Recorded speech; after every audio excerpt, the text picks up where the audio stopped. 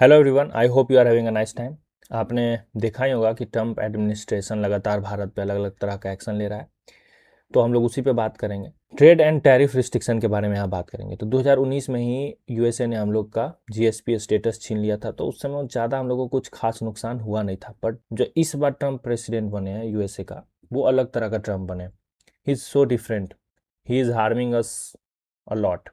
अब जैसे 2025 में रेसिप्रोकल टैक्स लगा दिया इसने कि भारत के साथ यूएसए ट्रेड डिफिसिट में है, इसलिए उसके लिए हम लोग टैक्स लगाएंगे। आप लोग ज़्यादा टैक्स लगाते हैं, बहाना मारकर 25% टैक्स लगा दिया गया हम लोग पे। फिर अगला क्या कहा गया कि आप लोग रशियन ऑयल परचेज करते हैं, अगस्त में इस मामले में टैक्स लगा दिया गया। तो कुल मिला के 50% टैक्स हम लोग पे लग गया। अब यहीं पे डोनाल्ड ट्रम्प नहीं रुकते हैं, इमिग्रेशन एंड वीज़ा रिस्ट्रिक्शन लगाते हैं। H1B वीज़ास जो हैं उसमें 71% इंडियंस हैं, लगभग 3 लाख के बराबर। वो हर साल का ये रिपोर्ट है। तो इस पे इन्होंने क्या किया है, $1 लाख का फ़ी चढ़ा दिया कि आपको हर साल $1 लाख का फ़ी देना पड़ेगा। पर इसको बाद में बदल दिया गया, टाको किया ट्रम्प ने और बोला कि एक बार में ये देना होगा। अब हो सकता है कल को अपने वाइट सुप्रीमेसिस्ट जनता के दबाव में आकर वो फिर से इसको हटा दें और फिर से कह दें कि हर साल आपको ये देना होगा। तो he is not in right form right now, he is doing anything. तो एक तो इमिग्रेशन पे हम लोग को जान के टारगेट किया जा रहा है। फिर जियोपॉलिटिकल एंड डिप्लोमेटिक प्रेशर में भी भारत को हर तरफ से परेशान किया जा रहा है। पाकिस्तान के तरफ इन्होंने टिल्ट किया है अपना सब कुछ। चाबहार पोर्ट में हम लोग को वेवर मिला था, ईरान का चाबहार पोर्ट है जो, वहाँ पे भी इसने वेवर को हटा दिया है।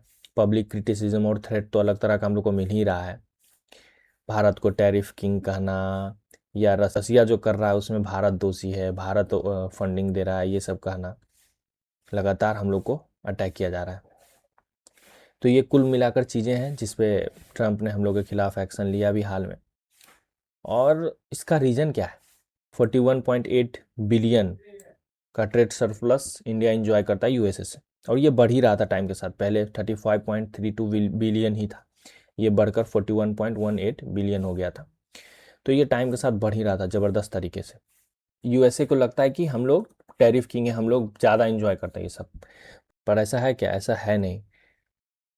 अब आप यहाँ पर देख सकते हैं यूएसए का जो ट्रेड बैलेंस है इंडिया के साथ गुड में, उसको नॉर्मली डिफिसिट शो किया जाता है। पर जब आप दूसरे चीज़ों के बारे में बात करते हैं जैसे कि आर्म्स सर्विसेज रॉयल्टीज़, ये सब जोड़िएगा आप तो 35 से लेकर 40 बिलियन यूएसए कमा रहा है हम लोग से। ऐप के मामले में देखिए, या स्टूडेंट जो हम लोग के वहाँ जाते हैं, ये सब मामले में। तो जो ट्रेड डिफिसिट हो रहा है उतना तो अकेले यूएसए इसी से कमा ले रहा है। तो जैसे बात ये उठता है कि जैसे यूएसए एक्शन ले रहा है, हम लोग क्यों नहीं ले पा रहे हैं? अब जैसे यहाँ पे देखिए, ये सब भारत में नॉर्मली जो भी एसेंशियल्स ऐप हैं जो हम लोगों के लिए बहुत ज़रूरी है, जैसे यूट्यूब हो या messaging app like Facebook WhatsApp और भी बहुत सारे ऐप्स, ये सब कहाँ के हैं? ये सब यूएसए के हैं। तो हम लोग फुल्ली डिपेंडेंट हैं यूएसए पे।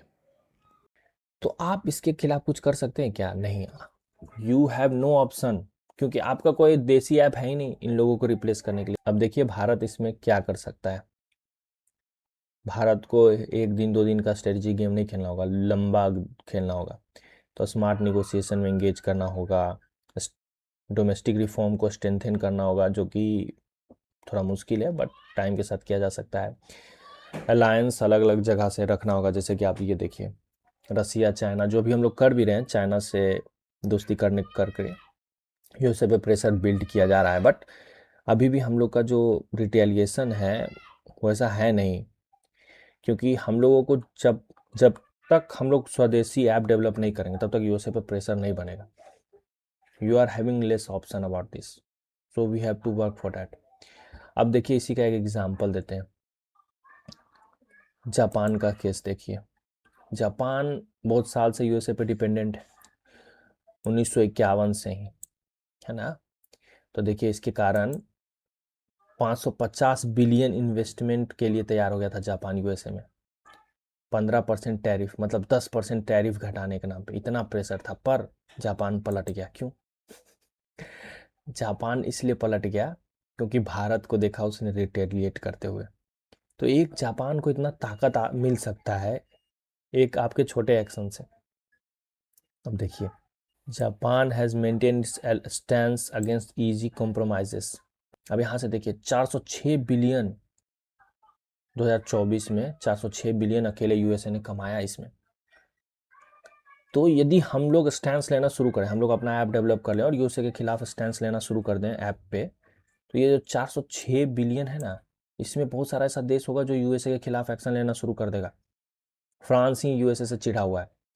तो यदि हम लोग शुरुआत करें तो ये 406 बिलियन का जो मार्केट है ना, यहाँ पे कहीं कुछ जगह हम लोग भी प्रॉफिट कमा सकते हैं, ज़्यादा नहीं तो 30 बिलियन 40 बिलियन के आसपास। और 30-40 बिलियन का उसको मार्केट ख़त्म कर दिए तो जो हम लोग को नुकसान हो रहा है वो तो हम लोग ये यूएसए को दिखा सकते हैं कि हम लोग भी कितना हद तक यूएसए को नुकसान कर सकते हैं। तो अभी हमारे पास सिर्फ दो रास्ते बचे हैं। एक कि ट्रंप के आगे झुक जाएं, बाउ टू हिज मैजेस्टी ट्रंप। अब उसको अपना राजा मान के झुक जाइए, जैसा कि जापान, साउथ कोरिया या यूरोपियन कंट्रीज़ कर रहे हैं, और अपना भविष्य देखिए। और उसमें भी आप ट्रंप के भरोसे रहिएगा, ट्रंप अपने हिसाब से आपको नचाएगा। उसमें भी आपका कोई भरोसा नहीं है कि आप बहुत अच्छा डेवलप कर ही जाइएगा, हो सकता है डेवलप कर जाए। ये एक जुआ है। और दूसरा रास्ता ये है कि भले ही आप कमज़ोर हैं ट्रंप से, यूएसए के सामने तो भारत कमज़ोर ही है ना, पर यदि आपको यूएस 40 बिलियन का नुकसान कर रहा है तो आप भी 40-50 बिलियन का उसको नुकसान करने तक शक्ति रखते हैं, तो आप भी वही काम कीजिए। वो भी एक तरह से जुआ है। हो सकता है अमेरिका बैकआउट कर जाए, हो सकता है अमेरिका और अटैक करे आप पे।